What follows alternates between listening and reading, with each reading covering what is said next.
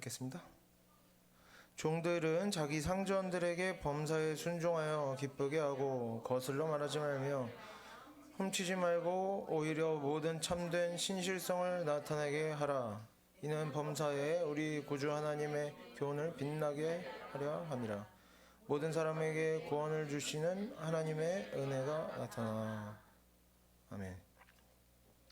네, 9절부터 보도록 하겠습니다.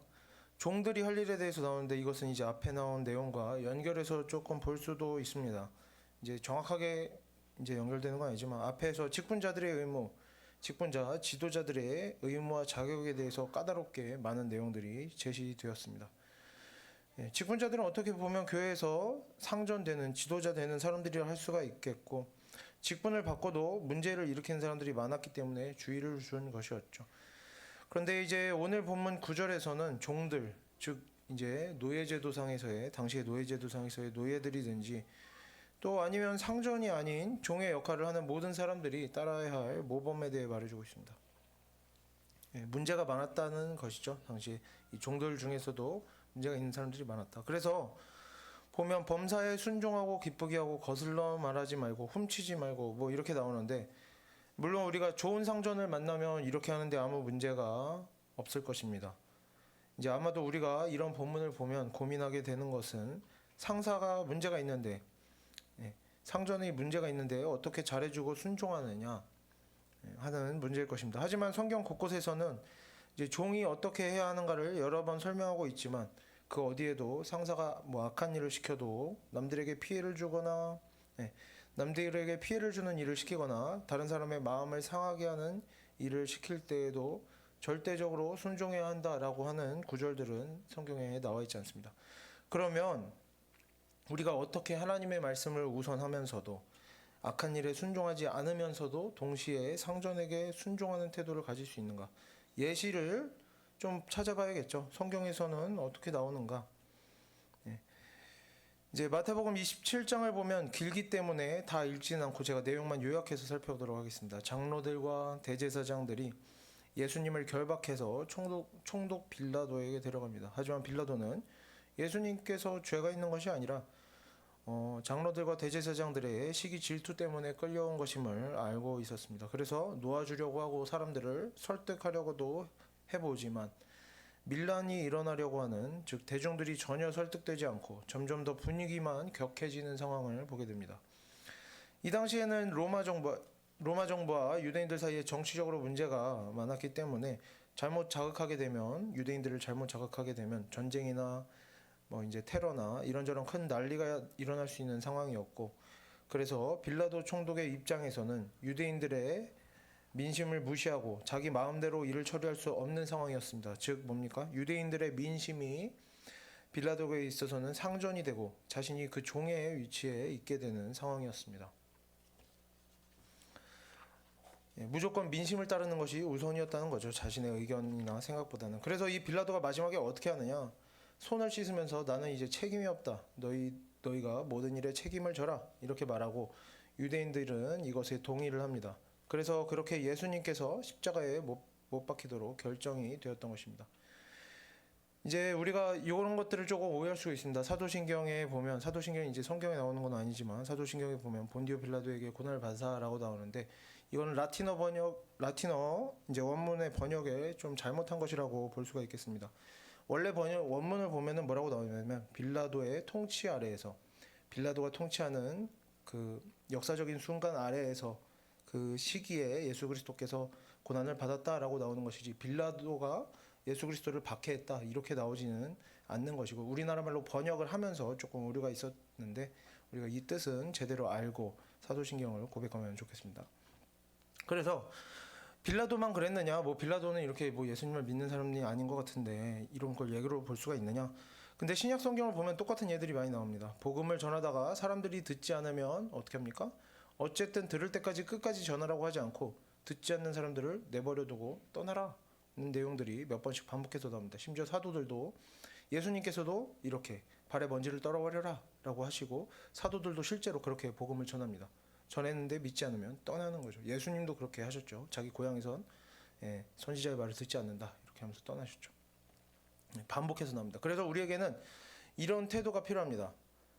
끝까지 뭐 옳은 것을 밀어붙이기보다는 일단 최선을 다해보고 나에게 허락된 내 의지로 내 능력으로는 이제 아무것도 할 수 없음이 충분히 확인된 후에는 손을 털어내기도 하는 이런 태도도 필요한 것이죠. 왜냐하면 하나님께서 택하신 백성이 아니면 이렇게 우리가 아무리 열심히 성실하게 복음을 전하고 뭐 설명하고 정성을 들인다고 해도 그 돌이킴이 일어날 수가 없는 것이기 때문에 우리에게는 이렇게 손을 털어내는 태도도 필요합니다. 그래서 우리가 직장 상사 윗사람에게 순종한다는 것은 이런 맥락 안에서 이해했으면 좋겠습니다. 선한 일, 의로운 일, 합당한 일을 직장 상사가 이제 상전이 시키면 당연히 순종을 해야겠죠. 안 시켜도 해야 하는 거죠. 그리고 우리도 이런 면에서는 거부감을 딱히 가지지 않습니다. 아랫사람으로서 뭐 불성실하고 게으르고 거짓말하면서 할 일도 안 한다. 그런 경우도 있을 수 있는데 이런 것은 꼭 성경을 열심히 듣고 배우지 않더라도 문제가 있는 것임을 알 수가 있겠죠. 그리고 본인이 이제 아랫사람이 자신이 잘 못하고 있으면 당연히 직장 상사와 관계가 안 좋을 수 있겠죠. 이제 문제는 이런 것이 아니죠. 우리가 고민하는 문제는 뭡니까? 이제 내가 성실하고 정직하게 열심히 일하는데도 윗사람이 잘못된 것을 요구할 때 어떻게 해야 되느냐. 당연히 우리가 이제 가능하다면, 언제나 가능하진 않죠. 언제나 가능한 상황이 오지 않습니다. 하지만 가능하다면 잘못된 일을 대신해서 올바른 일을 제시하는 일을 해야 되는데, 이러한 일은 매번 할 수 있는 일이 아니지만 상황이 허락한다면 적어도 한 번은 우리가 제대로 감당해내야 하는 것입니다.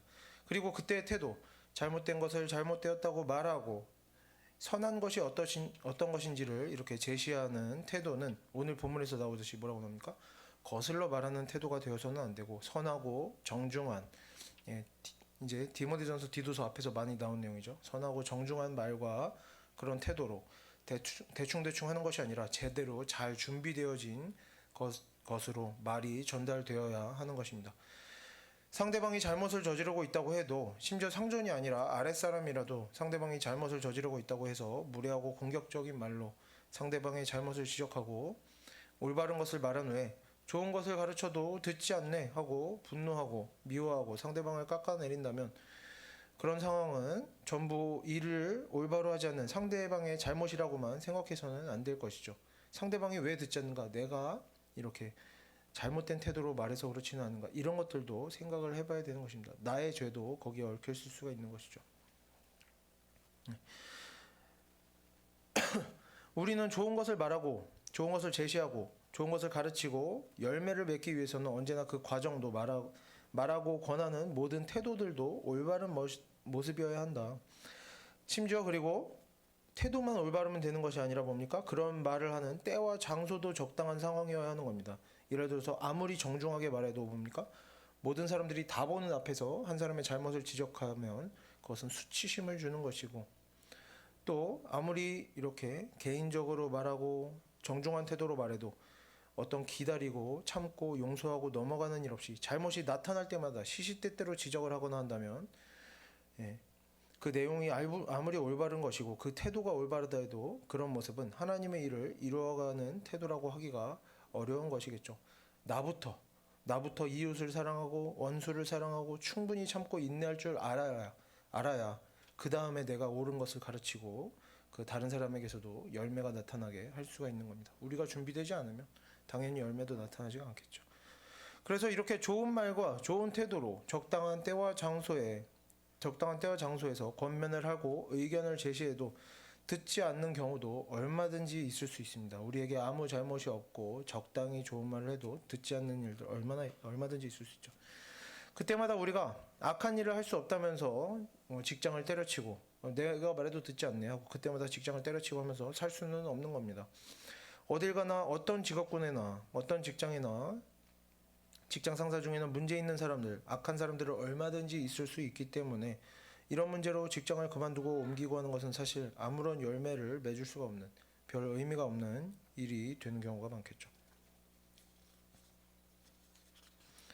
그래서 이제 우리가 선한 태도로 선한 일에 대한 의견을 제시해도 그것을 듣지 않는다면 우리가 그때부터는 사람 앞에서는 그런 것을 다 설명할 수 없을지라도 하나님 앞에서 기도하면서 이 모든 일에 대해서 내가 하나님의 자녀로서 할 수 있는 것은 다 했고 이제 내 마음대로 아무것도 할 수가 없고 나에게는 더 이상 책임도 선택권도 없음을 하나님께 고백하고 하나님께 맡기는 마음으로 우리에게 주어진 우리가 할 수 있는 일들을 감당하려고 노력하는 것이 올바른 태도로 할 수가 있겠습니다. 내가 할 수 없는 것은 이제 좀 제쳐두고 하는 필요가 있는 것이죠. 먼지를 떨어버리는 것처럼. 심지어 하나님께서 언제나 기뻐하실 만한 그런 복음 전하는 일도 실패할 때가 있습니다. 전에도 듣지 않는 사람들이 있죠. 그렇다는 건 뭡니까? 복음 전하는 것도 듣지 않는 사람들이 있다. 뭡니까? 다른 일들도 얼마든지 그것이 아무리 선한 일이어도 실패할 때가 있고 듣지 않는 사람들이 있고 이루어지지 않을 때가 있다는 것을 우리가 받아들일 줄도 알아야 하는 것입니다. 내가 선한 일을 하는데 왜 하나님 이루어지지 주지 않으십니까? 얼마든지 그럴 수 있는 것이죠. 그리고 우리가 직장 상사가 윗사람이 상전이 좋은 태도로 우리가 좋은 때와 장소에서 선한 일을 제시해도 어차피 듣지 않는 사람이라는 것을 충분히 반복해서 경험하고 알고서도 계속해서 그 의견을 거스르는 모습을 보이고 그래서 매번 다투고 갈등을 일으키고 하는 것은 하나님의 말씀대로 사는 용기가 있고 의로운 일이라기보다는 지혜가 부족한 일이라 할 수가 있겠죠. 충분히 시도해 본 다음에는 이제 접을 필요도 있는 겁니다. 이미 대화를 나누어 봤고 그 결과가 어떤지 경험했고 그렇게 지난 시간 동안 반복해서 경험했던 일들을 생각해 보면 앞으로 우리가 충분히 예상을 할 수가 있는 것입니다. 꼭 직장 상사가 아니어도 그렇죠. 주변 사람들이어도 예상을 할 수가 있습니다. 그 사람에게 이런 것들을 옳지 않다 지적하면 그 사람이 듣느냐 듣지 않느냐 우리가 예상할 수가 있는 겁니다. 그래서 우리는 그렇게 우리에게 이미 주어진 정보들을 가지고 내가 해봤던 일들 경험들을 가지고 앞으로 다가올 일들을 예상할 줄도 알아야 하는 겁니다. 예상해 보면서 우리가 할 수 있는 가장 선하고 올바른 방식으로 하나님께서 나에게 맡기신 일들을 감당해서 열매가 맺을 수 있도록 해야 하는 것이죠. 그런데 상대방이 듣지 않는다는 것을 말해도 듣지 않는다는 것을 알면서도 심지어 상대방하고 그런 말을 하면 다투게 된다는 것을 알면서도 똑같은 문제로 반복해서 부딪히고 시간을 낭비하고 아무런 좋은 열매도 나타나지 않는다는 것을 경험해서 충분히 알고 있으면서도 그리고 하나님께로부터 다시 한번 도전해보라 때가 되었다라는 식의 어떤 특별하고 새로운 기도응답을 받은 것도 아니면서 그저 무조건 내가 옳다 내가 가르치는 것이 주장하는 것이 선한 일이다 이렇게 내가 옳다고 생각하는 내용들을 아무런 고민 없이 매번 똑같은 말로 비슷한 방식으로 밀어붙이고 그래서 매번 다투고 하는 것은 뭡니까? 의로운 것도 아니고 의로운 것이 아니고 그것은 사랑하는 것도 아니고 용기가 있는 것도 아니고 지혜가 부족한 것이고 그저 이웃과 다투는 것이고 시간을 낭비하고 인생을 낭비하는 일이라 할 수가 있겠습니다. 죄 짓는 사람을 보면서도 복음을 전하지 않으면 우리에게는 복음 전하지 않은 의무를 다하지 않는 죄가 있는 것은 맞습니다. 하지만 전해도 듣지 않은 후에는 전해도 듣지 않으면 우리는 우리 발에서 먼지를 떨어버려야 하는 것이고 그 이후의 모든 죄는 우리가 복음을 전한 이후에도 이루어지는 모든 죄들은 그 죄 짓는 본인에게만 책임이 있는 것이고 그것이 잘못된 일임을 이미 전한 우리에게는 책임이 없다라고 하는 것이 성경에서 반복해서 우리에게 가르치는 내용입니다. 그런 것들을 계속해서 우리가 바로잡아야 할 의무는 없는 것이죠. 그래서 마찬가지로 우리도 우리에게 주어진 환경 안에서 잘못된 일에 대해서는 건의해보는 정도도 시도해보지 않고 그저 아닌 줄 알면서도 아무 말 없이 그저 속으로만 불평불만하면서 순종한다면 그 일들은 우리 윗사람에게만 그 잘못한 사람에게만 죄가 되는 것이 아니라 우리 자신에게도 죄가 되는 것입니다. 왜? 알면서도 복음을 전하지 않은 이유로 그리고 죄인 줄 알면서도 그 죄에 아무 말 없이 동참한 이유로 죄가 되는 것임을 우리가 알아야 할 것입니다. 다만 내가 전혀 그런 것들을 주장할 기회가 주어지지 않는다거나 상대방이 내가 아무리 말해도 듣지 않고 다른 좋은 방식으로 일을 하려고 내가 시도를 해봐도 이런저런 노력들을 해봐도 어떠한 것도 나에게 허락되지 않는다면 그때부터는 우리가 그런 것들에 쓸데없이 부담감을 가지고 계속해서 부딪히기보다는 마음으로부터 그런 악하고 문제 있는 일들에 대한 책임감과 의무감을 털어내버리고 일단은 하나님께서 우리에게 새로운 지위와 능력과 힘을 주시기 전까지 혹은 우리를 다른 자리로 옮기시기 전까지 우리는 뭡니까? 상전에게 순종하는 우리에게 주어진 자리를 잘 감당해내는 것만으로도 우리가 여전히 하나님의 일을 잘 하고 있는 것이라 여기는 것이 우리에게 좋은 태도일 것입니다. 그리고 물론 윗사람이나 다른 이웃의 잘못을 바로잡기 위한 노력을 반복할 수 있는 상황이라면 반복하는 것도 당연히 좋은 일이 될 수가 있습니다. 우리에게 뭐 윗사람이 아닌 경우에 우리가 또 가족, 친척, 친구 같은 가까운 사람들이면 잘 됐으면 하는 마음에 이전에 상대방이 듣지 않았어도 그래도 또 이야기하려고 하는 거죠. 잘못된 것은 잘못되었다고 반복해서 말하기도 할 때도 있고 또 실제로 그런 일들이 상대방에게 도움이 될 때도 있습니다. 하지만 그렇게 이전에 말해도 듣지 않았던 노력해도 이루어지지 않았던 일들을 우리가 다시 반복할 때에는 어떻게 합니까? 그 반복하는 일들이 똑같은 태도로 똑같은 방식으로 반복하면 그것은 시간을 낭비하는 일이겠죠. 그냥 다투는 일밖에 안 되는 겁니다. 그 반복하는 일들을 통해서 열매를 얻으려면 어떻게 해야 되는 것입니까? 반복하는 일들이 이전보다 더 많은 조심하는 태도와 더 많은 준비와 더 많은 인내와 기다림과 더 많은 기도 가운데 이루어져야 할 것입니다. 상대방이 변화되어지기를 바라는 그런 귀한 열매가 나타나기를 기대하면서 그에 합당한 어떤 대가는 지불하지 않으려는 충분한 노력은 기울이지 않고 그저 상대방이 잘못했다는 이유만으로 쉽게 지적하고 정죄하고 마음을 상하게 하는 말들을 하면서 잘못했으니까 당연히 지적하는 것이다. 좋게 받아들이지 않으니까 상대방에게 당신에게 문제가 있는 것이다. 나는 잘못이 없고 다 상대방의 잘못이다. 이런 식의 태도로 일관하는 것은 아무리 하나님의 자녀다운 태도도 아니며 성경에서 말하는 의로운 태도도 아니고 이러한 태도로는 아무리 반복해도 좋은 열매가 나타나기를 기대하기가 어렵다고 할 수가 있겠습니다. 잘 변화되어지지 않는다. 이것이 정말 값비싼 일이다라는 것을 알았으면 우리가 뭡니까? 그것에 대한 충분한 대가를 지불하려는 노력이 필요하다는 것이죠. 그리고 우리가 그렇게 정말 진심으로 열심을 내어서 그런 변화를 위해서 노력을 한다면 하나님께서 또 우리와 함께 해주실 것이라 우리가 믿음으로 기대해 볼 수가 있겠습니다. 그리고 이제 넘어가서 상전들에게 순종해서 기쁘게 하라. 기쁘게 하라고 하는데 상전을 기쁘게 하라는 말은 어떤 의미인가? 에베소서 6장 5절과 6절 함께 읽어보겠습니다. 종들아 두려워하고 떨며 성실한 마음으로 육체의 상전에게 순종하기를 그리스도께 하듯 하라. 눈가림만 하여 사람을 기쁘게 하는 자처럼 하지 말고 그리스도의 종들처럼 마음으로 하나님의 뜻을 행하고. 여기 에베소서 본문에서는 그저 옳지 않은 일도 열심히 함으로 사람을 기쁘게 하는 데에만 뜻을 두지 말고 사람의 종이 아닌 그리스도의 종이 된 것처럼 하나님의 뜻을 행하라 라고 말합니다. 그러니까 우리가 하나님의 자녀로서 상전을 기쁘게 하는 것은 우리에게 주어진 사명처럼 여겨야 하는 것이 아니라는 뜻입니다. 종이 되면 상전에게 언제나 기쁨조가 되어야 하느냐, 그런 말은 아니라는 거죠.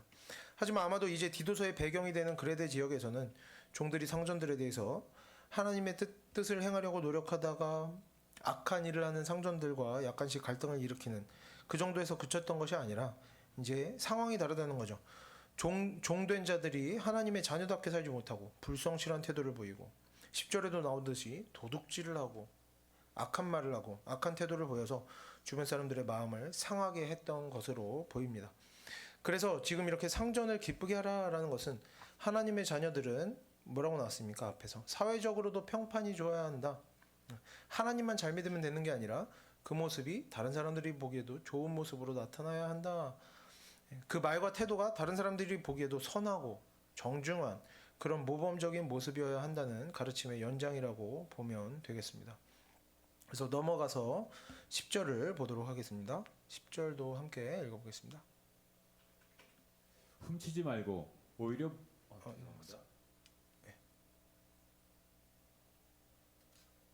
훔치지 말고 오히려 모든 참된 신실성을 나타내게 하라. 이는 범사에 우리 구주 하나님의 교훈을 빛나게 하려 함이라. 앞부분은 도둑질하지 말고 선하게 성실한 모습으로 자기 일을 잘 감당해야 된다, 이런 의미이고 마지막으로 그 이유가 나옵니다. 하나님의 교훈을 빛나게 하기 위해서라고 나옵니다. 즉 종이 종으로서 그 삶을 잘 감당하는 것은 그 자체가 하나님께서 정하신 질서이기 때문이 아니라 너는 태생의 종이다. 주인으로 태어났으면 주인답게, 종으로 태어났으면 종답게 막 복종을 해라. 이런 하나님께서 정해진 질서이기 때문에 종은 종답게 충성해야 된다, 이런 것이 아니라 뭡니까? 복음을 전하는 데 도움이 되도록 하는 일이다라는 것이죠. 이것은 앞에 나왔던 내용과 겹칩니다. 아내들이 자기 남편에게 복종하라라고 하는데 그것을 뭡니까? 하나님이 기뻐하신다. 그것이 하나님께서 정하신 질서다라고 하는 것이 아니라 복음이 전해질 수 있도록 하기 위한 일이라고 나왔던 것과 같은 패턴임을 볼 수 있습니다. 아내가 남편에게 복종하는 것, 종이 주인에게 복종하는 것은 뭡니까? 복음이 전해지도록 하기 위해서 자신의 몸을 하나님께 드리는 것이죠. 실상은 남편에게 복종하는 것, 주인에게 복종하는 것이 아니라 자신의 몸을 하나님께 산제사로 드리는 것입니다. 희생제물로서 드림으로 그 열매를 나타나기를 기대하는 것이죠. 이렇게 때로 우리는 이게 하나님께서 기뻐하실 만한 일인가 의문을 가지게 될 때가 많이 있습니다. 그리고 그 중에는 오늘 본문과 같은 상황, 윗사람이 딱히 선한 사람도 아니고 하나님께서 기뻐하실 만한 일을 하는 그런 사람도 아닌데도 그러한 관계 안에서 좋은 모습으로 머물러 있고 그 악한 직장 상사 아래에서 아랫사람으로서 자기의 자리를 충실하게 지키는 것이 사람의 인생에 그리고 하나님께서 보시기에 의미가 과연 있는 일인가 하는 의문이 드는 경우들이 많이 있을 수 있습니다. 하지만 다른 경우에도 마찬가지죠.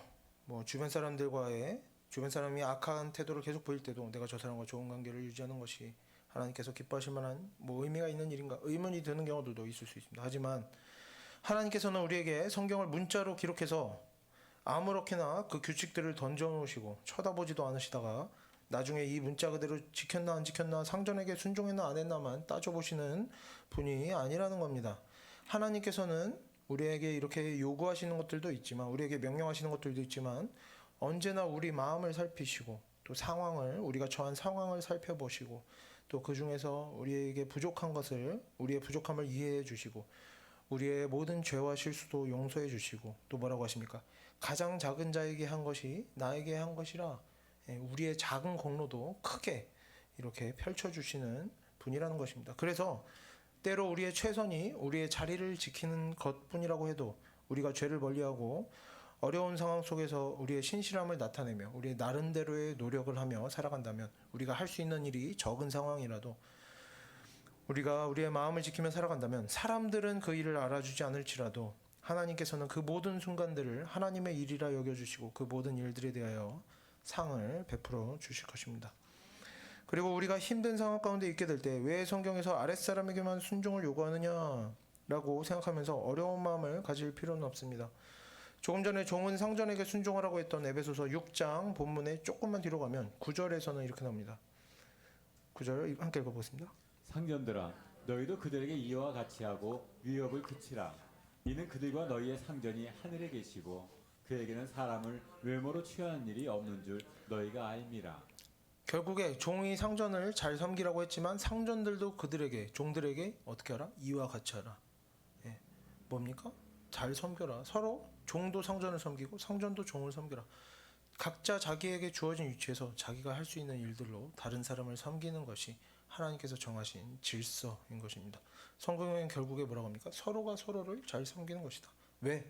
하나님께서는 사람을 외모로, 즉 외적인 조건들로 그 사람이 직장의 상사인가, 종인가, 부하인가, 나이가 많은가 어린가 이런 것들로 사람을 취하지 않으신다는 거죠. 그 사람이 어떻게 살았나, 그 사람의 삶의 태도를 보신다는 겁니다. 디도서 앞에서도 아내들이 남편들에게 순종하라라고 말했지만 골로새서 3장을 보면 또 그것과 관련된 내용들이 나옵니다. 18절부터 21절까지 제가 읽어보겠습니다. 기니까 아내들아 남편에게 복종하라. 이는 주 안에서 마땅하니라. 남편들아 아내를 사랑하며 괴롭게 하지 말라. 자녀들아 모든 일에 부모에게 순종하라. 이는 주 안에서 기쁘게 하는 것이니라. 아비들아 너희 자녀를 노엽게 하지 말지니 낙심할까 함이라. 즉 어떤 관계든지 다 똑같다는 거죠. 부모 자식 간에, 부부 간에, 종과 주인 간에 어떤 관계에서든지 서로가 서로에게 잘하고 서로가 서로를 섬기는 것이 하나님의 뜻이지 어느 한쪽이 일방적으로 잘해야 되고 한쪽에서는 마음대로 아무렇게나 해도 괜찮은 그런 관계는 성경이 가르치는 사람과 사람 사이의 일이 아니라 볼 수가 있겠습니다. 그래서 결국에는 우리가 언제나 모든 사람이 하나님의 형상임을 기억하면서 우리가 종의 위치에 있든지 상전의 위치에 있든지 언제나 다른 사람을 대할 때에는 하나님께 하듯이 섬김으로 사랑으로 조심스러운 마음으로 정성을 다해서 우리에게 주어진 일들을 잘 감당하도록 해야 할 것입니다. 오늘 11절을 보겠습니다. 모든 사람에게 구원을 주시는 하나님의 은혜가 나타나. 이 11절은 맨 앞에 왜냐하면이라는 단어가 나옵니다. 디도서 2장 1절부터 오늘 본문까지 이런 사람은 이렇게 살아야 되고 남자 여자 나이든 사람 어린 사람 다 하나님 앞에서 선한 일을 하면서 살아가야 한다. 이런 내용들이 나왔는데 지금 본문 11절에서는 왜냐하면이라고 시작한 거죠. 우리가 왜 이렇게 선한 일을 하면서 살아가야 하느냐 그 이유가 나옵니다. 그래서 그 이유가 무엇이냐? 모든 사람에게 구원을 주시는 하나님의 은혜가 나타났기 때문이다. 이렇게 나옵니다. 이 본문은 하나님께서 모든 사람을 구원하신다라는 의미가 아닙니다. 여기서 구원을 주시는 이라는 표현은 하나님의 은혜와 결합되어져 있습니다. 그래서 어떻게 해석이 됩니까? 구원을 베푸시는 하나님의 은혜가 나타났는데 그것이 이제 모든 사람에게 온 세상에 나타났다는 것입니다. 하지만 어떤 것입니까? 받아들이는 사람도 있고 그렇지 않은 사람도 있는 것이죠. 그래서 여기서 나타났다라는 단어로 넘어가 보면 이 단어는 전에도 설명했는데 어떤 나타남입니까? 왕의 귀환, 영웅의 출현, 신의 등장, 이렇게 신이 등장해서 모든 문제들을 사람들의 어떤 일반적인 질서에 따르지 않고 단번에 뒤집어버리고 해결해버리는 그런 것을 의미하는 단어라고 설명을 했었습니다. 그래서 구원을 주시는 하나님의 은혜가 모든 사람에게 나타났다라는 것은 우리가 얼마나 비천한 자리에서 얼마나 자질구레한 일을 하든지 우리의 상황이 어떻든지 간에 하나님께서 모든 것을 해결해 주실 것이다. 이미 이러한 하나님의 은혜가 온 세상에 나타났고 그래서 우리 하나님을 믿는 사람들은 디도서 2장 1절부터 나오는 그런 선한 인생을 살아가야 한다. 우리가 하나님의 말씀대로 살아가면 하나님께서 반드시 은혜를 베풀어 주신다. 왜냐하면 하나님께서 하나님의 은혜가 이미 나타난 바 되었기 때문입니다. 그래서 반드시 모든 문제들은 해결이 될 것이고 하나님께서 우리에게 은혜를 베풀어 주실 것이다. 그래서 우리가 어떻게 살아가야 한다는 겁니까? 악한 자들에게 악한 것으로 맞서지 말고 우리는 구원의 때를 기다리면서 죄를 멀리하고 선한 모습을 잘 지키면서 살아가야 한다. 지금 11절은 이러한 의미를 가진 본문이라 할 수가 있겠습니다. 우리에게 어떤 문제가 있든지 하나님께서 전부 다 해결해 주실 것이기 때문에 우리는 어려움 속에서도 참고 견디며 선한 마음을 지키면서 살아가야 한다는 것이죠. 그래서 정리를 하자면 우리가 먼저 성경을 이해하고 적용할 때 조금 더 조심스러운 마음을 가지고 있었으면 좋겠습니다. 오늘 본문이 종들의 상전들에게 순종하라 나왔다고 해서 누가 직장에서 힘들다 이러면 그래도 상전에게 순종해라. 성경에 나왔다. 하나님 뜻이다. 이렇게 해버린다면 그것은 이미 하나님의 말씀을 제대로 해석하는 내용도 아닐 뿐만 아니라 듣는 사람에게도 언어 폭력이 되고 마음 상하게 하는 일이 될 수 있는 것입니다. 그런데도 실제로 이렇게 적용하는 경우들이 너무나 많이 있습니다. 하지만 오늘 본문을 보면 종들이 하나님의 교훈, 복음을 전하기 위해서 그런 상전들에게 순종하는 일들도 잘 감당해낸다면 어떻다는 것입니까? 그것이 너의 의무였다라는 것이 아니라 잘 감당해내면 하나님의 은혜 가운데 그 모든 문제들이 해결되어질 것이다 라는 것을 보증하고 있습니다. 즉 악한 직장 상사 아래에서 이렇게 순종하는 모습을 보이는 것은 문제가 되어지는 상황인 것이고 하나님께서 어떻게 해주신다? 해결해 주신다. 하나님의 나타나심의 역사가 있을 것이다 라는 것을 우리에게 약속해 주고 있는 것이죠. 그리고 이러한 교훈은 직장 상사나 윗사람들 때문에 고통받는 하나님을 믿는 성도들의 마음을 어떻습니까? 상하게 하지도 않고 오히려 위로를 주고 힘을 더해주는 교훈이 되는 것입니다. 그래서 우리가 하나님의 말씀을 너무나 단순하게 잘못 해석하고 우리가 스스로 잘 알지 못하는 것을 다른 사람에게 가르치기도 하고 심지어 그래서 다른 사람들의 마음을 상하게까지 만든다면 그런 것들은 여러모로 죄가 될 수 있는 일이기 때문에 우리가 성경을 해석하고 적용할 때에는 일단 그러한 가르침의 내용이 다른 사람의 마음을 상하게 할 수도 있지 않은가 고민을 꼭 해보시고 이제 생각해보는 일이 또 필요하겠고 또 성경을 읽고 듣고 배우면서도 성경이 우리에게 지나가듯이 이렇게 쓱 보면 이해되는 그런 내용이라고 여기기보다는 성경이 좀 더 우리의 생각보다 단순하지 않고 그 내용이 복잡할 수 있다. 성경이 우리의 사람의 인생을 이제 겉핥기식으로 넘어가는 것이 아니라 사실은 굉장히 세세한 부분까지 꿰뚫어보고 있는 것일 수 있다는 점을 우리가 언제나 기억하면서 하나님의 말씀을 대할 때는 그래서 우리가 언제나 조심스러운 마음을 가질 수 있었으면 좋겠고 그 무엇보다도 하나님의 말씀을 자세히 왜 우리가 자세히 살펴봐야 됩니까? 다른 사람을 마음을 상하게 만들 만큼 우리가 성경 구절을 이제 잘못 사용해서 정죄하고 지적하는 데에 쉽게 사용하는 그런 일은 없도록 해야 할 것입니다. 그리고 우리가 악한 직장 상사를 만났다고 혹은 다른 악한 사람이 주변에 있다고 해서 내가 죄를 지어도 그것이 괜찮은 일이 되는 것은 아님을 우리가 마음에 새겨야 할 것입니다. 예를 들어 이제 직장 상사가 월급을 제대로 주지 않는다. 그렇다고 내가 그 사람에게서 도둑질을 한다라는 것이 정당화되지는 않는다는 것이죠. 월급을 주지 않는 것은 그 사람의 죄이고 도둑질하는 것은 나의 죄다. 이렇게 확실히 구분을 해야 하는 것입니다. 상전이나 주변 사람들이 악하더라도 환경이 열악하더라도 우리 성도들은 그 안에서 하나님의 일을 나에게 주어진 하나님의 일들을 감당해 나가야 하는 것입니다. 그리고 오히려 어렵고 혹독한 환경 속에서도 하나님의 일들을 하나님의 말씀대로 선하게, 거룩하게, 정직하게, 겸손하게 잘 감당해낼 때 우리가 우리의 인생을 통해서 복음을 전할 수 있는 근거를 가지게 되는 것이고 오늘 본문에 그래서 나오는 것이죠. 그래서 우리가 그렇게 우리의 자리를 잘 지켜낼 때, 선한 모습으로 잘 지켜낼 때 더 많은 하나님의 일들을 감당할 수 있게 되고 그러한 인생에 하나님의 은혜가 나타나고 이렇게 하나님의 나타나심의 역사가 있고 반전이 일어나고 문제가 해결되어지는 역사들이 우리의 인생 가운데 나타나게 되는 것입니다. 그래서 우리가 지금 당장에 내가 손해를 보느냐 이익을 보느냐, 저 사람이 제대로 대우를 안 해주는데 내가 마땅히 취해야 할 이익을 어떻게 이렇게 편법으로 취할까, 뭐 이런 것들을 고민하고 나를 기분 나쁘게 한 저 사람에게 또 어떻게 보복할까, 한 방 먹여줄까, 속 시원하게 갚아줄까 하는 우리가 이런 생각들을 이제는 떨쳐내버리고 내가 이익을 보든지 손해를 보든지 어떤 사람에게 어떤 취급을 당하든지 우리가 언제나 하나님의 말씀만 마음에 품고 하나님만 바라보면서 하나님을 기쁘시게 하고자 하는 마음으로 우리가 언제나 죄를 멀리하고 선하고 의로운 모습으로 우리에게 주어진 자리에서 우리에게 주어진 인생을, 우리에게 주어진 일들을 잘 끝까지 감당하는 그런 하나님의 자녀로 우리가 살아가게 되기를 바랍니다. 함께 기도하겠습니다.